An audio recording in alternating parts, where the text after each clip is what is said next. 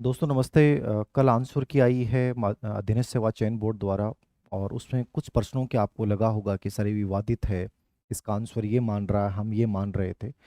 और नॉर्मली ये चाहे आरपीएससी आयोजित करे, चाहे अधीनस्थ सेवा चयन बोर्ड करे, चाहे सेंटर की कोई भी एग्जाम हो, ये अमूमन होता है कि हम कुछ और मानते हैं और वो बोर्ड उसकी आंसर की अलग जारी करता है। तो हर पेपर में 4 से 5 प्रश्न ऐसे होंगे जिसको लेकर आपके दिमाग में विभिन्न प्रकार के कॉन्फ्लिक्ट चल रहे होंगे कि क्या होगा क्या नहीं होगा। साइकोलॉजी के कुछ क्वेश्चंस, मुझे लगता नहीं कि मनोविज्ञान में ज़्यादा कोई डिफरेंस माना नहीं है। मनोविज्ञान में लगभग प्रश्नों को सही माना है। एक प्रश्न ज़्यादा सबसे अधिक मेरे पास जो पूछा गया, वो हिंदी में जो पूछा गया अदिति वाला, वो प्रश्न जरूर डिलीट हो सकता है। ये मैंने जब सॉल्यूशन करवाया था तब भी मैंने आपको बताया था कि इसमें दोनों आंसर अपनी जगह सही हैं, और मैं उसका भी बता दूंगा आप लोगों को। इसके अलावा भी साइकोलॉजी के कुछ प्रश्न आपने भेजे हैं। एक छोटा सा डिस्कशन मैं इसके माध्यम से कर रहा हूँ ताकि आपके मन में कन्फ्यूजन नहीं रहे कि क्या किस पे लगाना चाहिए। यदि आपको अपने लेवल पे कोई भी प्रूफ मिलता है, क्योंकि अलग अलग ग्रुप्स बने हुए वहाँ भी आपके पास आ जाते हैं, तो लगाना चाहिए। मेरे अकॉर्डिंग एक दबाव बनता है, बट रियल में जरूरी नहीं है कि अपन आपत्ति लगा दें और पर्सन हट जाएगा, डिलीट हो जाएगा, ऐसी कोई अनिवार्यता नहीं होती। फिर भी ऑथेंटिक कोई सोर्स मिलता है तो हमें उस पर्सन के ऊपर जरूर लगानी चाहिए। कहीं ना कहीं उस पर्सन को उसके बाद बोनस या एक प्रकार से डिलीट कर दिया जाता है। तो डिलीट करने से उस बच्चे को फायदा हो जाता है जिस बच्चे का मान लीजिए वो आंसर गलत हो रहा है, और डिलीट होने के बाद उसको फायदा हो जाता है। आंसर के आने के बाद संभवतः है जो रुझान मेरे सामने आए, बच्चों के नंबर अपेक्षाकृत कुछ विषयों में कम हुए हैं। कुछ में कोई फर्क नहीं पड़ा है, बट कुछ में कम हुए हैं। मतलब मेरिट में अपन जो अनुमान लगा रहे थे, अब अलग अलग चीजें हैं। बहुत सारे बच्चे होते हैं सोशल मीडिया पे होते ही नहीं है, ठीक है ना। उनको पता ही नहीं होता है कि रियल में से political science school lecture result आया तो पता नहीं था कि कहाँ से बच्चे इतने नंबर वाले निकल के आ गए। किसी को अनुमान नहीं था कि इतना असिस्टेंट प्रोफेसर में इतनी मेरिट जा सकती है क्या। तो ऐसे बच्चे यदि छुपे हुए हैं तो उनका कोई अनुमान नहीं है। मेरिट और कट ऑफ जो होता है वो एक गेम होता है, उसमें एक अनुमान लगाया जाता है आपके जो विभिन्न प्रकार के नंबर हैं। इसके ऊपर मैं अपने जो टेलीग्राम चैनल है उसके ऊपर एक बार दोबारा हम सर्वे करवा लेंगे, और आज शाम को या कल मैं एक बार एक छोटा सा आंकड़ा और दे दूंगा। लेकिन निश्चित रूप से ये तय है कि जो मेरिट है उसमें 2 से 4 अंकों की गिरावट इस आंसर की के अकॉर्डिंग है। अब इस आंसर की के बाद फाइनल आंसर की आएगी, तो वहां आपको देखने को मिलेगा जो भी विवादित प्रश्न है वो हट जाएंगे, डिलीट हो जाएंगे। तो जो बच्चे बहुत आपने को एडवांस मान रहे थे या उनका वो सही हो रहा था, तो कुछ उतार चढ़ाव आपको देखने को मिलेंगे। तो आप पहले से कोई तनाव लेने से कोई फायदा नहीं है कि ये हो जाएगा वो हो जाएगा, ये कट ऑफ रह सकती है वो रह सकती है। सीधा सा मतलब ये होता है कि इस कट ऑफ के गेम से बाहर निकलकर, बताने को मैं भी बता दूंगा, उस समय भी मैंने जारी की थी, आप में से कई ने कहा कि सर बहुत ज़्यादा बता दी। दो चीज़ें होती हैं इसमें। मेरी राय मानिए, हमेशा पेपर देने के बाद हमेशा अगली रणनीति या अगली तैयारी में जुट जाना चाहिए। कभी भी इस चीज में नहीं उलझना चाहिए, क्योंकि इसका आउटपुट जीरो आता है। आप कितना ही कट ऑफ का गेम खेल लें, कितना ही कुछ कर लें, आपको लगता है कि इन प्रश्नों में मुझे लगाना है, लगाने के बाद मुझे तुरंत जो है वो दूसरी चीजों में जुट जाना चाहिए। मेरी व्यक्तिगत आप लोगों को राय है, अनावश्यक रूप से सोशल मीडिया पे समय बिताने से सिर्फ और सिर्फ नुकसान आपको होना है। तो व्यर्थ की चर्चाओं से बच के और अपने आने वाले करियर में 2023 में जो वैकेंसी आपके सामने आने वाली हैं उसके ऊपर ध्यान दीजिए। और ये जो जिले बने हैं इनसे कहीं भी भ्रमित होने की आवश्यकता नहीं है। जो आप पढ़ रहे हैं बहुत बेस्ट पढ़ रहे हैं। जब आएगी जो चीज़ें चेंज होंगी, राजस्थान बोर्ड की किताबें चेंज होंगी, तब देखा जाएगा। अभी जो कोई चेंज नहीं हो रहा ना, तो इन फालतू चीजों में तनाव नहीं लें। बाकी संडे को अपन आज शाम को एक डिस्कशन ओपन सेशन रखेंगे इसको लेकर। तो मैं इसको थोड़ा सा क्लियर कर दूं। एक पर्सन मेरे पास बच्चे ने भेजा है, स्पेयरमैन की अवधारणा के अनुसार जी इंगित करता है। ये मैंने पहले भी बताया है, आप लोग कंफ्यूज बहुत जल्दी होते हैं कि सर ये आनुवांशिक क्यों नहीं हो सकता है। ठीक है, ये आनुवांशिक क्यों नहीं हो सकता। देखिए, स्पेयरमैन की अवधारणा के अनुसार जी पूछ रहा है, तो जी पूछ रहा है इसका मतलब क्या है। जी का मतलब क्या है, जी सामान्य बुद्धि है। तो सामान्य बुद्धि किसको इंगित करता है, तो सामान्य बुद्धि को ही करेगा। आनुवांशिक क्यों करेगा, सामान्य बुद्धि आनुवांशिकता आधारित होती है। तो आनुवांशिकता आधारित होती है, वो अलग चीज हो गई, और ये चीज होना एक अलग चीज हो गई। तो इनमें कंफ्यूजन नहीं पालना चाहिए। 100% आंसर जो सी माना गया है सामान्य बुद्धि, वो एकदम सही माना गया है।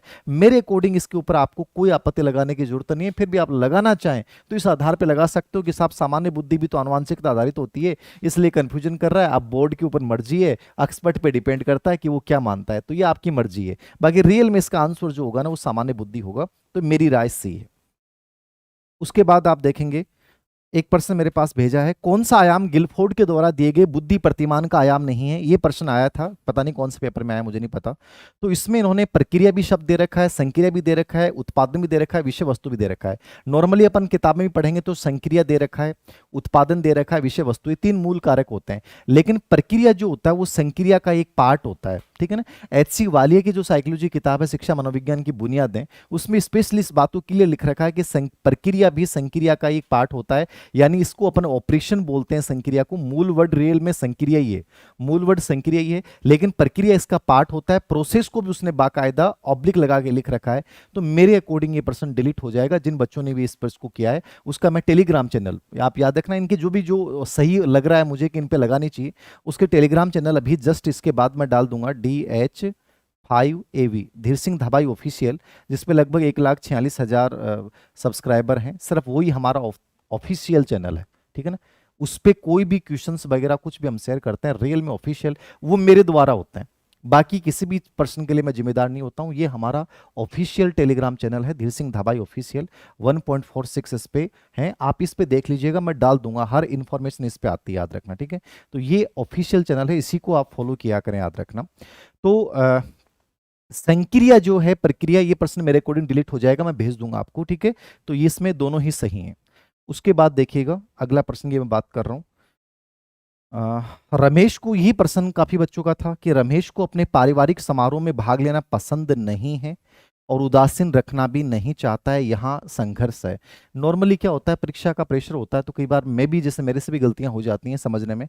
पारिवारिक समारोह में भाग लेना पसंद नहीं और उदासीन भी रखना नहीं चाहता, ठीक है। तो देखने में ऐसा लग रहा है कि ये परिहार है, और ये क्या लग रहा है, उदासीन नहीं रखना चाहता, इसका मतलब ये उपागम है। लेकिन यदि इसके अंदर की लैंग्वेज को अपन समझेंगे तो ये दोनों ही क्या है, परिहार हैं, ठीक है ना।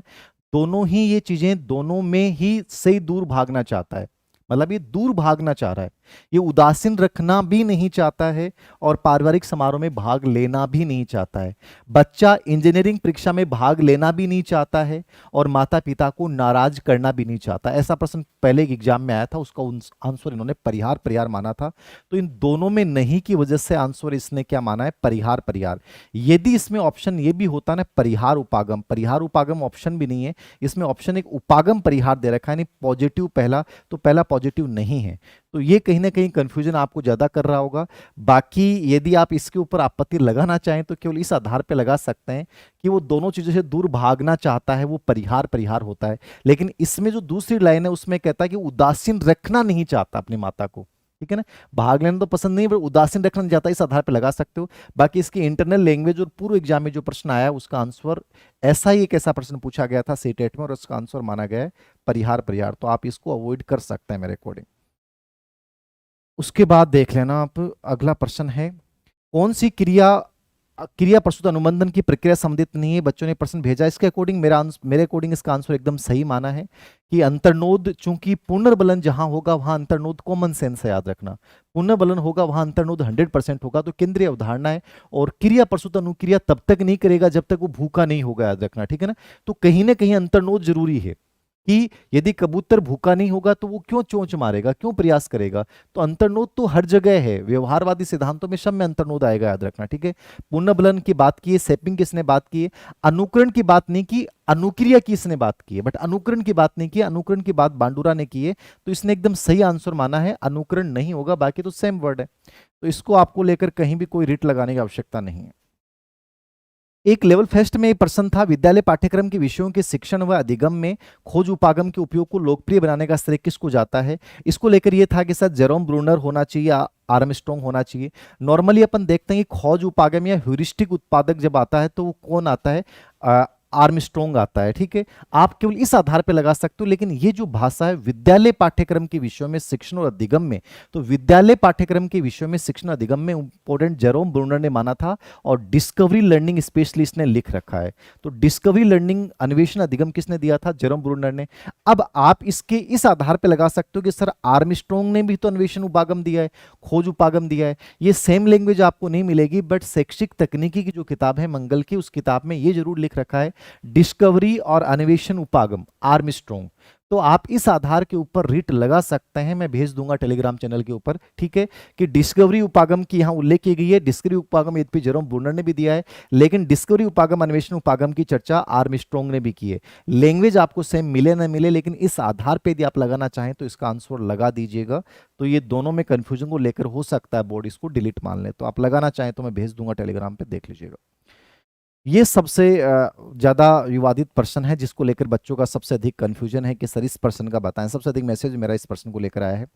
अदिति प्रातःकालीन कक्षा में जाने के कारण नाश्ता कभी कभी कर पाती है, पेट खाली रहने व पेट में गिड़गिड़ाहट होने से उसे खाने की इच्छा होती है। ये निम्नलिखित में से किसका उदाहरण है? तो जब मैंने हल करवाया था तभी बताया था कि इसका आंसर अंतर्नोद भी सही है और इसमें आवश्यकता भी सही लग रहा है। आवश्यकता इसलिए सही लग रहा है, स्पेशली एस की जो मंगल की किताब है शिक्षा मनोविज्ञान, उसमें स्पेशली इस चीज को लिखा है, खाने की इच्छा। इच्छा जो वर्ड आता है वो हमेशा किस में आता है? आवश्यकता में आता है। किस में आता है? आवश्यकता में। तो इस आधार पे मैंने कहा था आंसर अंतर्नोद ड्राइव भी, क्योंकि कार्य करने की इच्छा, ये ड्राइव का, ये कार्य करने के लिए प्रेरित जो करता है वो ड्राइव करता है, लेकिन इच्छा वर्ड को इसने आवश्यकता में डिफाइन कर रखा है। तो आप इस आधार पे उस किताब का लगा दीजिएगा, मैं भी टेलीग्राम चैनल पे इसको सेंड कर दूंगा, आप देख लीजिएगा। ये पर्सन मेरे अकॉर्डिंग जो है वो चाहे डिलीट हो जाए, कुछ भी हो जाए, डिलीट हो जाएगा, मतलब आंसर चेंज नहीं होगा, डिलीट होगा। ऐसे प्रश्नों में विवादित जो होता है तो ये आपके बोनस हो सकता है, ठीक है, डिलीट हो जाएगा। तो इसको हम भेज दूंगा अभी। फिर देखना, एक पर्सन मेरे को बच्चे ने भेजा है, ये साइकोलॉजी में तो नहीं आया था शायद, ये कोई और मेथड्स में आया था, कैसे आया था मुझे नहीं पता, एसएसटी में कोई पेपर में पूछा था। दैनिक जीवन में अलग अलग व्यक्ति एक ही घटना को देखते हैं, लेकिन इसकी रिपोर्ट विश्व दृष्टि में भिन्नता होने के कारण अलग अलग तरीके से तैयार करते हैं, ये किस प्रकार का रचनावाद है? ठीक है, तो विश्व दृष्टि की वजह से व्यक्ति अपने अनुभव के आधार पर ज्ञान की रचना करता है, व्यक्तिगत रूप से करता है, वो तो होता है मौलिक रचनावाद। विश्व दृष्टि मतलब पूरे विश्व उसको अलग अलग रूप से देखता है, तो विश्व में क्या विविध संस्कृतियां हैं, इसलिए इसका आंसर इन्होंने क्या माना है? सांस्कृतिक रचनावाद माना है। तो निश्चित रूप से आंसर सही है, याद रखना। यदि ज्ञान व्यक्तिगत रूप से होता, यदि विश्व दृष्टि ऑप्शन में नहीं होता, तो इसका आंसर मौलिक रचनावाद सही होता, बट यहाँ सांस्कृतिक रचनावाद ज्यादा सही होगा। ये भी कोई साइकोलॉजी में शायद ये प्रश्न नहीं पूछा है, वैसे कोई एसएसटी में ऐसा कुछ प्रश्न आया हुआ है, तो इस पे रहने दीजिएगा। एक पर्सन ये भी मेरे को किसी बच्चे ने भेजा है, किसमें आया मुझे नहीं पता, ये भी साइकोलॉजी में तो नहीं आया। कौन सी सामाजिक परिस्थिति मानव जीवन को प्रभावित करती है? शासन व्यवस्था, कृषि, वनस्पति, धार्मिक स्थान। शायद इसका आंसर अधीनस्थ सेवा चयन बोर्ड ने ए माना है, बट आप इस पर्सन के ऊपर ऑब्जेक्शन जो है वो इस आधार पे लगा सकते हो, ब्रॉन फेन बेनर के सिद्धांत पे। साइकोलॉजी में जो ब्रॉन फेन बेनर ने इकोलॉजिकल मॉडल दिया है, उस इकोलॉजिकल मॉडल पूरा सामाजिक परिवेश के संदर्भ में बालक के सामाजिक विकास की व्याख्या करता है, और उसमें उन्होंने धार्मिक संस्थान को माना है। ठीक है, शासन व्यवस्था कहीं उन्होंने जिक्र नहीं किया, तो आप ब्रॉन फेन बेनर का वो प्रूफ जो है मैं भेज दूंगा, आप इस आधार पर धार्मिक स्थान या धार्मिक स्थान को मान सकते हैं कि धार्मिक स्थान सामाजिक कारक में आता है जो बच्चे के सामाजिक विकास को प्रभावित करता है। तो ये शायद प्रश्न थे मेरे पास जो अभी विवादित जो प्रश्न आए हैं।